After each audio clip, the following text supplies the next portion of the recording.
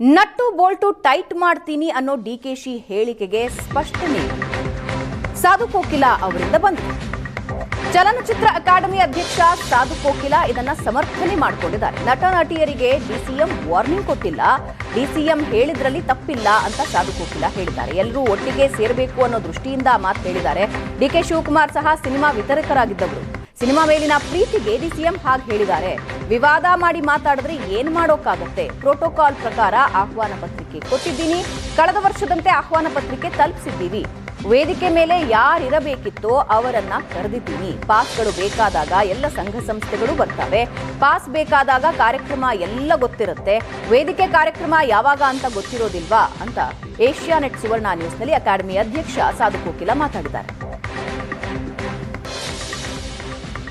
Sandalwood ಕಲಾವಿದರ net ಬೋಲ್ಟನ್ನು ಸ್ವಲ್ಪ tight ಮಾಡಬೇಕು, ಇಲ್ಲಾಂದರೆ ಅವರು ಬುದ್ಧಿ ಕಲಿಯಲ್ಲ ಅನ್ನೋದ್ರಲ್ಲಿ ಡಿ ಕೆ ಶಿವಕುಮಾರ್ ಅವರು ಮೊನ್ನೆ ವಿಧಾನಸೌಧದ ಮುಂಭಾಗ 16ನೇ ಬೆಂಗಳೂರು ಅಂತಾರಾಷ್ಟ್ರೀಯ ಫಿಲ್ಮ್ ಫೆಸ್ಟಿವಲ್ ಉದ್ಘಾಟನಾ ಸಂದರ್ಭದಲ್ಲಿ ಹೇಳಿದರು. ಈ ಒಂದು ಮಾತನ್ನು ಹೇಳೋದಕ್ಕೆ ಕಲಾವಿದರ ಬೆಂಬಲ ಫಿಲ್ಮ್ ಫೆಸ್ಟಿವಲ್ ಕಡಿಮೆ ಆಗ್ತದೆ ಅನ್ನೋ ಒಂದು ಮಾತುಗಳಾಗಿರುತ್ತೆ. ಹಾಗಾಗಿ ಈ ಬಗ್ಗೆ ಮಾತಾಡೋದ್ರ ಜೊತೆಗೆ ಕರ್ನಾಟಕ ಚಲನಚಿತ್ರ ಅಕಾಡೆಮಿ ಅಧ್ಯಕ್ಷ ಅಂತ ಸಾಧು ಕೋಕಿಲ ಇದ್ದಾರೆ, ಮಾತಾಡ್ತಾ ಸರ್. ಡಿ ಕೆ ಶಿವಕುಮಾರ್ ಮಾತುಗಳ ಬಗ್ಗೆ ಮಾತಾಡ್ತಾ ಹೋಗ್ತೀನಿ ನೇರವಾಗಿ, ಯಾಕಂದರೆ ನೀವು ಕೂಡ ಇದ್ರಿ, ಅಧ್ಯಕ್ಷರಾಗಿದ್ದಂಥವ್ರು, ಎಲ್ಲ ಕಲಾವಿದರು ಕೂಡ ಕರೆದಿದ್ರಿ. ಹೇಗೆ ಯಾಕೆ ಈ ಮಾತು ಹೇಳಿದ್ರು ಅಂತ ಹೇಳಿ. ಈಗ ಮಾತಲ್ಲಿ ಮಾತುಗಳು ಬಂದಾಗ ಜನರಲ್ ಆಗಿ ಡಿ ಕೆ ಶಿವಕುಮಾರ್ ಸಾಹೇಬರು ನಮ್ಮ ಸಿನಿಮಾದವರು, ಅವರು ಟೆಂಟ್ ಸಿನಿಮಾಗಳಲ್ಲಿ ರೀಲ್ಸ್ಗಳನ್ನ ಒತ್ಕೊಂಡೋಗಿ ಥಿಯೇಟ್ರಿಗೆ ಹಾಕಿ ಅವರು ಸಿನಿಮಾ ಮಾಡಿ ಸಿನಿಮಾಗಳ ಬಗ್ಗೆ ಅಷ್ಟೇ ಆಸಕ್ತಿ ಪ್ರೀತಿ ಇಟ್ಟಿರೋರು. ಅವ್ರು ಮಾತಾಡೋ ಮಾತು ನಮ್ಮ ಜೊತೆ ನಮ್ಮ ಸ್ನೇಹಿತರು ಮಾತಾಡೋಂಗೆ ಇರುತ್ತದು. ಅದನ್ನೇ ಒಂದು ಟ್ಯಾಗ್ಲೈನ್, ಅದಕ್ಕೆ ಜಾಗನೂ ಇಲ್ಲ, ಅದೇ ಒಂದು ಕಾಂಟ್ರವರ್ಸಿನೇ ಅಲ್ಲ. ಅದನ್ನು ಕಾಂಟ್ರವರ್ಸಿ ಮಾಡ್ತಾ ಇದ್ದಾರೆ ಅಷ್ಟೇ, ಅದಲ್ಲವೇ ಇಲ್ಲ. ನೀವು ಹೇಳಿ ಟ್ಯಾಗ್ಲೈನ್ ಅಲ್ಲ, ಸರ್ವ ಜನಾಂಗದ ಶಾಂತಿಯ ತೋಟ, ಇದು ನಮ್ಮ ಟ್ಯಾಗ್ಲೈನು.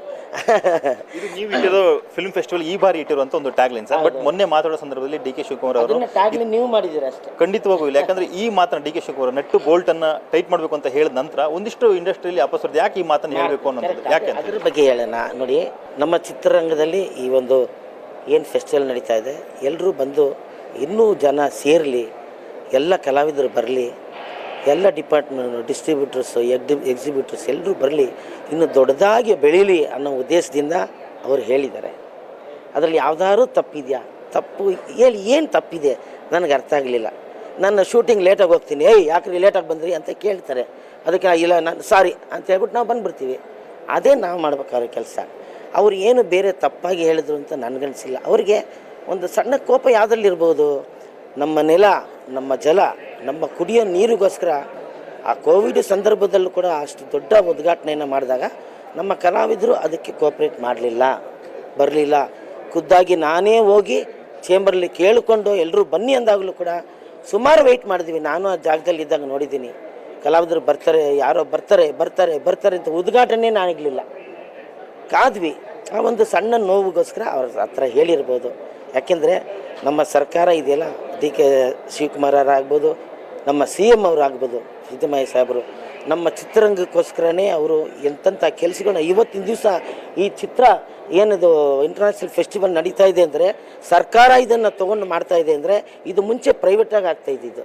ಸರ್ಕಾರನೇ ಇಲ್ಲ ನಾವು ಮಾಡೋಣ ಚೆನ್ನಾಗಿ ಅಂತ ತೊಗೊಂಡು ಮಾಡ್ತಾ ಇದೆ ಅಂದರೆ ಅದು ನಮ್ಮ ಸರ್ಕಾರ, ಯಾವುದು ಕಾಂಗ್ರೆಸ್ ಸರ್ಕಾರನೇ ತೊಗೊಂಡು ಮಾಡ್ತಾ ಇದ್ದಿದ್ದು.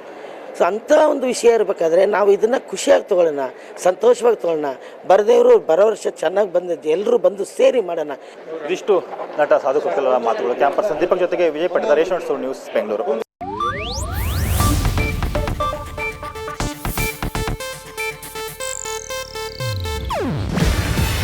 ಇದು ಏಷ್ಯಾನೆಟ್ ನ್ಯೂಸ್ ನೆಟ್ವರ್ಕ್ ಪ್ರಸ್ತುತಿ.